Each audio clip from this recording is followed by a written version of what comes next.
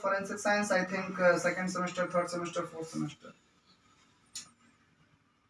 So signature forgery पे हम आते हैं। सिग्नेचर फॉर्जरी होते हैं जिसमें ट्रेसिंग मेथड भी यूज किए जाते हैं। कार्बन पेपर से ट्रेस होते हैं, या इल्यूमिनेटेड लाइट, या फिर ट्रांजैक्शंस लाइट से आप उसको ट्रांसफर्स लाइट से भी ट्रेस करते हैं। एक ट्रेसिंग का सबसे बढ़िया मेथड है, जैसे टेबल पे कोई भी ऑफिसर साइन करता रहता है, कोई भी लेटर हो, कोई भी सिग्नेटरी, ऑथराइज सिग्नेटरी, कोई लेटर हो, उसको साइन करता रहता है।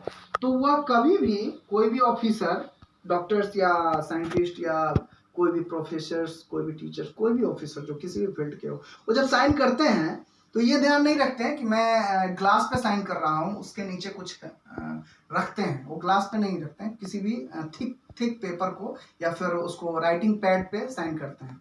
तो जब आप साइन करते हो, आप फ्रीक्वेंट एज हैबिचुअल हो, तो आप ये ध्यान नहीं रखते हैं कि नीचे वाले पे पेन प्रेशर पड़ रहा है, उससे फॉर्जरी भी हो सकती है, जो कि भरोसा रहता है आपको अपने ऑफिस के एम्प्लॉय पे। और वो अगर वह ऑफिस के एम्प्लॉय के द्वारा या किसी भी बाहरी पर्सन के द्वारा अगर वह कहीं से लीक हो जा रहा है, वो पेपर किसी और के हाथ लग गया, तो जनरली जो forger is habitual to track that path, that pen pressure created path,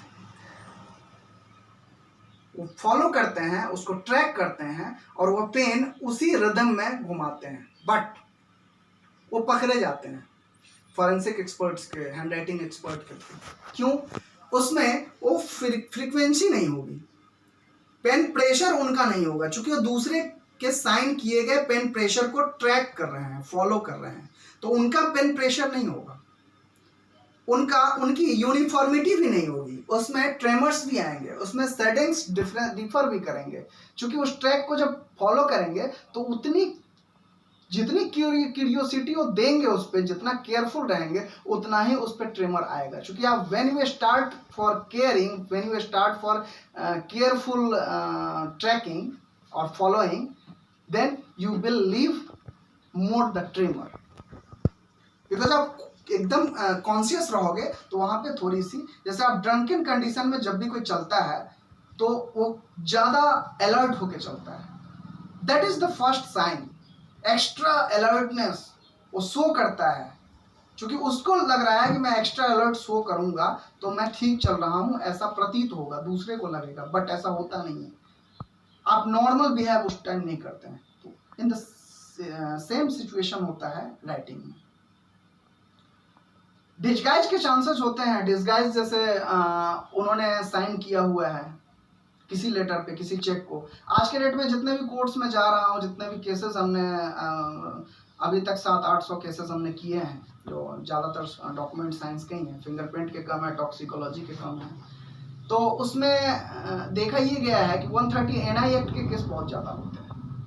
land registry, flat registry, sale deeds, affidavits के अलावे 130 NI एक्ट के केस ज्यादा होते हैं। जैसे चेक बाउंस आजकल केस हो जाता है। जैसे आपको किसी ने 10 नवंबर का केस दिया, चेक साइन करके दिया है, जितने पैसे का, जितना अमाउंट है उसमें फिगर जितना फिलअप है, अगर उतना पैसा उस डेट में उसके अकाउंट में नहीं है, you will file launch a case against him and it will be under section 138 NI act.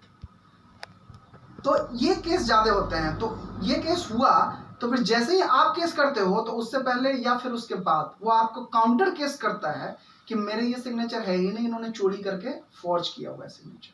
तो उसके एग्जामिनेशन आपके पास आते हैं, तो उसमें भी वही पैरामीटर्स आप चेक करते हो, कंपेयर करते हो। उसमें आप जब कंपेरिजन के लिए उससे आप लेते हो रिक्वेस्टेड सैंपल और एडमिटेड सैंपल या स्पेसिमेन सैंपल, तो उसमें डिस्गाइज के चांसेस जो होता है। एडमिटेड में तो डिस्गाइज नहीं हो सकता, क्योंकि एडमिटेड और उसमें भी कंटेम्पररी पीरियड के, या अगर वो सिग्नेचर 2000 से 2010 के बीच का है, क्या कहते हैं, क्वेश्चन सिग्नेचर, तो आप एडमिटेड सैंपल कब का मांगते हो?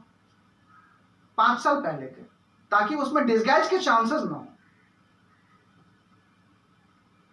टॉक्सिकोलॉजी में अगर आप आते हो, तो टॉक्सिकोलॉजी में आप बायोलॉजी और केमिकल रिएक्शन से रिलेटेड सबसे ज़्यादा इंफॉर्मेशन की जरूरत है टॉक्सिकोलॉजी सेक्शन में, क्योंकि all the tests are very close to chemical reactions and biological, चूंकि बॉडी से जितने आप टॉक्सिकोलॉजी में सैंपल